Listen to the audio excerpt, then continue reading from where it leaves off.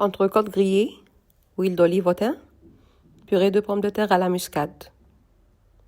طب تعرفوا ده معمول فين؟ معمول في مطبخي.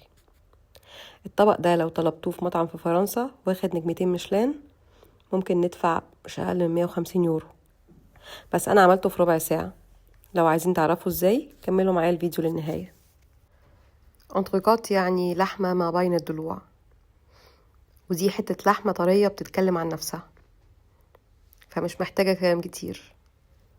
رشة ملح خشن ورشة فلفل اسود ودهنة زيت زيتون بالزعتر، وهننزلها على جريل سخنة 3 دقايق لكل وش. وكده احنا خلصنا الانتركوت. في صينية بقى هنحط ملح خشن، نكون غاسلين البطاطس بتاعتنا، هنحطها فوق الملح الخشن وهندخلها الفرن لمدة ساعة. تطلع من الفرن هنبتدي بس نتشاك ان هي فعلا طرية من جوه، وابتدي اقشرها بمعلقة وهي يعني هسيبها تبرد شوية. هنزلها في مصفى او في منخل او ايا كان، يعني حاجة رفيعة بحيث ان هي تنزل لنا البطاطس كريمي عشان ابدأ بعد كده اتعامل عليها.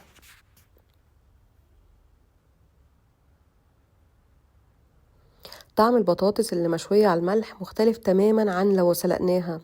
الطعم اولا متركز، بتقلل الرطوبة جدا في البطاطس، فده بيديها كريمي مش طبيعي الصراحة. رشة جوز الطيب ورشة ملح على نار هادية جدا، وهقلبها. اول ما احس ان هي بدأت تدفى بحط عليها حبة لبن سخنين، يعني ممكن نقول فنجان قهوة، حجم فنجان قهوة كده، ولو احتاجنا حبة كمان ممكن ناخد حبة كمان على حسب الرغبة. وابتدي اقلب كويس جدا. التكستشر يا جماعة اتغير بطريقة يعني مش عايزة اقول لكم، حرير سيلكي، very silky.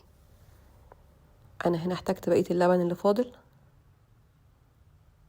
وبعد كده حطيت 3 مكعبات زبدة. طبعا الزبدة برضو حسب الرغبة، اللي عايز يحط اكتر ممكن يحط اكتر.